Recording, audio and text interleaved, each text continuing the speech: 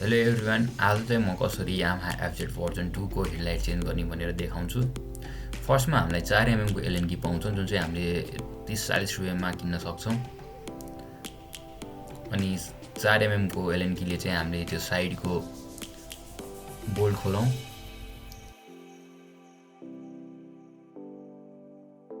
त्यसपछि त्यो प्यानललाई चाहिँ हामीले तलतिर पुश गरेर, मैले भिडियोमा देखाए जसरी तलतिर पुश गरेर चाहिँ हामीले निकाल्न सक्छौँ। त्यो प्लास्टिक पार्टहरू बनेको भएर अलिकति एक्स्ट्रा केयरफुल भएर चाहिँ त्यो प्यानल निकाल्नुपर्छ।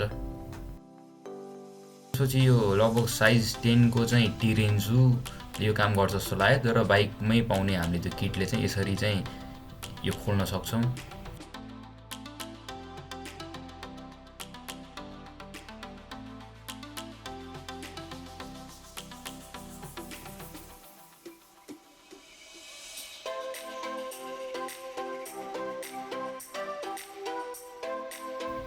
अनि हामीले हेडलाइट भन्दा तलको अर्को एउटा सेम 10 mm कोले लाग्ने वाला बोल्ट हुन्छ, त्यो लुज गर्छौँ। मैले अलिकति अगाडि नै लुज गरिसकेको थिएँ, त्यही भएर हेडलाइट अलिकति अगाडि आयो। अब हेडलाइट पनि आइसकेको छ। अब हामीले पहिला चाहिँ त्यो इलेक्ट्रिकल 3 पोइन्ट भनौँ न, त्यो 3 पोइन्टलाई चाहिँ हामीले माथितिर तानेपछि त्यो यतिकै आउँछ, त्यसमा केही लकहरू लगाएको हुँदैन।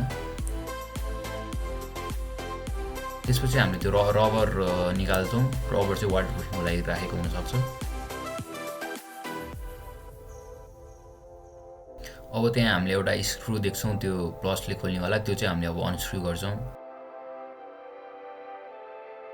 त्यो अलिकति लुज गरेर अलिकति राख्छौँ भनौँ न।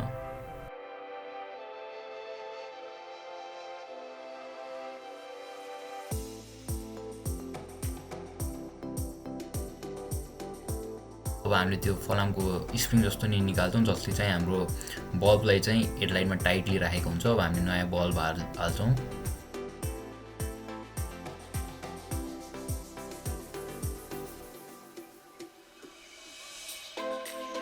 अब हामीले त्यो ऐना निकालेको स्प्रिङलाई चाहिँ अब मैले देखाए यसरी त्यहाँ अड्काउने मिल्छ है।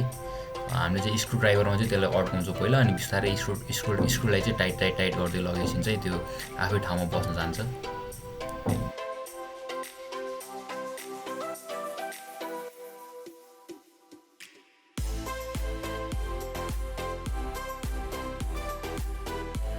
अब हामीले बिस्तारै त्यो स्क्रुलाई चाहिँ टाइट गर्छौँ।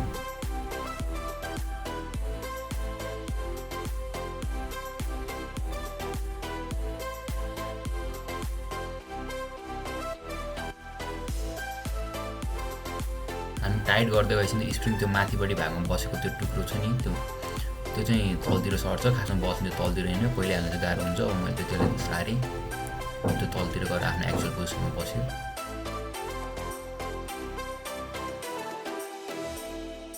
अब हामीले एकदमै टाइट गर्छौँ त्यसलाई। त्यो स्क्रुले चाहिँ त्यो स्प्रिङ जस्तो त्यो फलामको रडलाई चाहिँ अड्काउँछ। अब हामीले चाहिँ पहिला लाइट चेक गर्छौँ। रबर हाल्नुभन्दा अगाडि नै लाइट चेक गर्छौँ। बत्ती बल्यो, आइबिम लोबिम दुवै बल्यो। अब त्यो झिकेर चाहिँ म अब रबरको सिल हाल्छु त्यहाँ।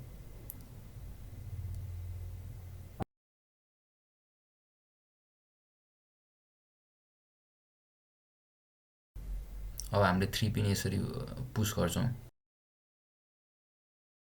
अब फेरि सबै सामानहरू फिटिङ गरेर एकचोटि फेरि लाइट चेक गरेको, बत्ती बल्यो र तपाईँहरूको लाइट फिटिङ सक्सेस भयो।